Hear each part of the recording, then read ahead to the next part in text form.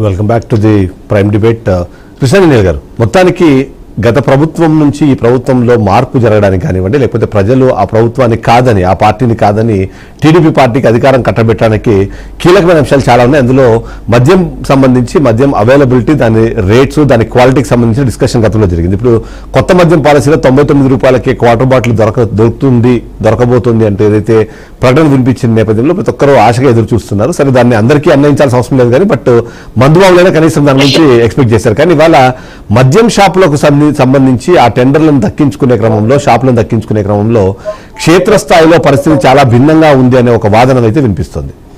మీరు ఎలా చూస్తారు దాన్ని? ఎందుకంటే సిండికేట్ల రాజ్యం కొనసాగుతోంది అక్కడ. సిండికేట్లకు సంబంధించి ఎమ్మెల్యేలు, స్థానిక మంత్రులు వాటిని లీడ్ చేస్తున్నారు. వాళ్ళు చెప్పిన వాళ్లకు మాత్రమే మద్యం టెండర్లు రావాలి, లేకపోతే వచ్చినా సరే వాళ్లకు అనుకూలంగా పనిచేయాలనే విధంగా అంటే అలాంటి బెదిరింపులు పాల్పడుతున్నారని కొన్ని వార్తలు వినిపిస్తున్నాయి.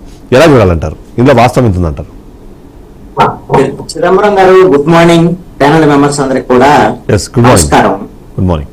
సరే, ఇప్పుడు మద్యం సంబంధించినటువంటి టెండర్ల విషయాన్ని దానికి వెళ్ళబోయే ముందు మీరు వైఎస్ఆర్ కాంగ్రెస్ పార్టీ ప్రభుత్వంలో మద్యం విధానం, ఇప్పుడు మద్యం విధానం ఇవన్నీ పోలిక చేశారు. కాబట్టి ఇప్పుడు వైసీపీ గవర్నమెంట్ ఇచ్చినటువంటి హామీకి సంబంధించినటువంటి విషయం ఏంటి? దశల వారీ మద్య నిషేధం చేస్తామని చెప్పారు. దశల వారీ మద్య నిషేధం చేస్తామని, నేను దశల వారీ మద్య నిషేధం చేస్తేనే స్టార్ హోటల్స్ కి మాత్రమే మద్యాన్ని పరిమితం చేస్తాను, అప్పుడు మాత్రమే ఓట్లు అడుగుతానండి. మరి ఏం చేశారు అనేటువంటిది మనం చూసాం. వాళ్ళు అందుకని ఆ విషయంలో దశల వారీ మద్య నిషేధం అనేటువంటి విషయాన్ని పక్కన పెట్టేసి మద్యాన్ని ఆదాయ వనరుగా మార్చుకోవడం ఒకటైతే, ఏది మనం మద్యం తాగే వాళ్ళని తాకట్టుకు పెట్టి 15 ఏళ్ళకి సరిపోయిన డబ్బులు తీసుకుని రావడం ఒక అంశం అయితే, ఇది ఒకటి. రెండో కీలకమైనటువంటి అంశం ఏంటి? వాళ్ళ మీద ఉన్నటువంటి ఆరోపణ, మొత్తం మద్యం తయారీ సంస్థల మొత్తాన్ని కూడా తమకి గుప్పెట్లోకి తెచ్చుకోండి.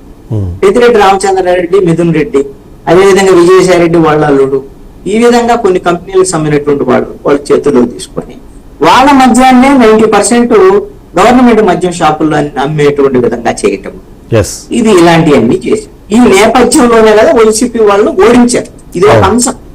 ఇది కూడా ఒక అంశం. ఏంటి అని అంటే, దశల వారీ మద్య నిషేధాన్ని ప్రజలు కోరుకున్నారని మనం అర్థం చేసుకోవాలి. వాళ్ళు అలా అమలు చేయలేదు కాబట్టి. మరి ఇప్పుడు ఈ ప్రభుత్వం ఏం చేస్తుంది? వీళ్ళేమో మద్యపాన నిషేధం చేస్తామని చెప్పలేదు.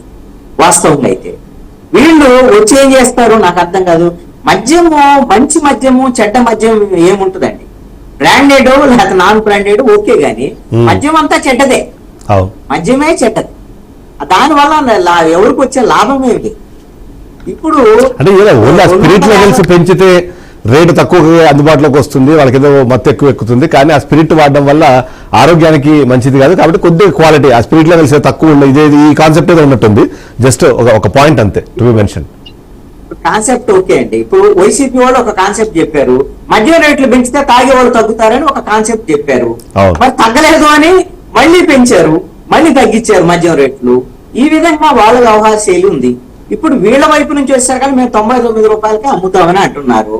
99 రూపాయల మద్యం అమ్మటం ద్వారా వాళ్ళు చెప్పేటువంటి అంశం ఏంటంటే, ఇప్పుడు ప్రభుత్వంలో గంజాయి వైపు వెళ్లకుండా, లేకపోతే స్పిరిట్ లాంటివి, లేకపోతే ఇంకొకటి ఏమన్నా తాగకుండా, లేకపోతే కల్తీ మద్యము, లేకపోతే సారాయి వైపు వెళ్లకుండా నియంత్రించడానికి వెసులుబాటు ఉంటుంది అండి. అసలు ఏ రాయైనా ఒకటే కదా పళ్ళెర కొట్టుకోవడానికి. మద్యం అనేదే విచ్చలవిడిగా జనానికి అందుబాటులో ఉంది అని అంటే, మద్యం తాగటం అనేటువంటిది మొదలుపెట్టిన తర్వాత అది ఖరీదైన మద్యమా, నాణ్యమైన మద్యమా, ఏ మద్యమైనా సరే, ఏ విధంగా అయినా సరే ప్రజల ఆరోగ్యానికి హాని కలిగించేదే మద్యం.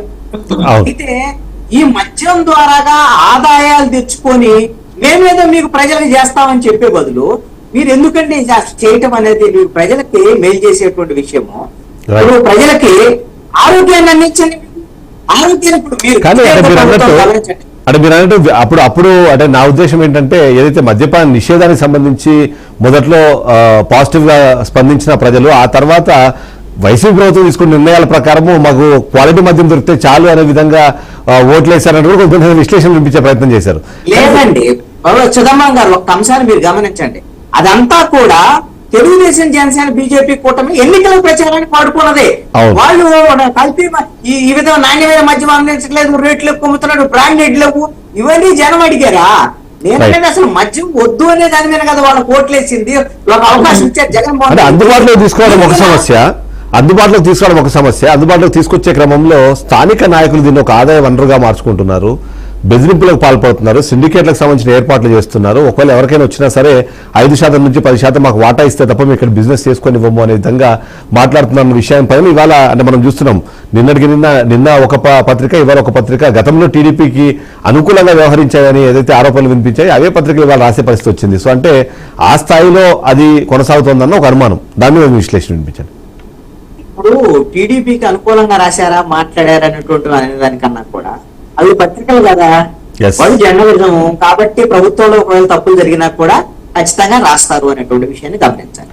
ఇక్కడ కీలకమైన మూలమైనటువంటి ఒక అంశాన్ని చిదంబరం గారు మనం గుర్తుపెట్టుకోవాలి. Yes. ఒక్కొక్క ఎమ్మెల్యే 50 కోట్ల రూపాయలు, ఒక్కొక్క ఎంపీ 150 కోట్ల రూపాయలు ఖర్చు పెట్టుకుని వచ్చినటువంటి ఎమ్మెల్యేలు, ఎంపీలు, ఇప్పుడు మంత్రులు అయినటువంటి వాళ్ళు వీళ్ళందరూ కూడా ఏదో స్వచ్ఛంద సేవ చేస్తారనో లేదా కరప్షన్ లేనటువంటి పాలన అందిస్తారనో మనం అనుకోవటానికి వీలు లేనటువంటి పరిస్థితి. ప్రతి దాన్ని ఆదాయ వనరుగా మార్చుకుంటారు రాజకీయ నాయకులు. ఇది ఇప్పుడు తెలుగుదేశం, జనసేన, బీజేపీ కూటమి అధికారంలో ఉంది.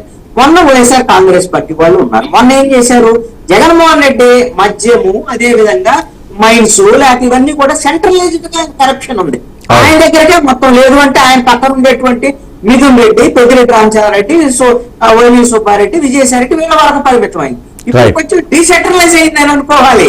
ఎమ్మెల్యేలు, మంత్రులు ఇవన్నీ డీసెంట్రలైజ్. ఇదంతా కూడా ఏ రాయైనా సరే పన్నెండు కోట్ల ప్రజలకైతే నష్టం కలిగించినటువంటి అంశం. ఈ కరప్షన్ కి సంబంధించినటువంటి విషయంలో మనము గొంగళ్ళలో తింటూ ఎంట్రుకులు ఎరుకున్నట్టుగా ఉండేటువంటి వ్యవహారం.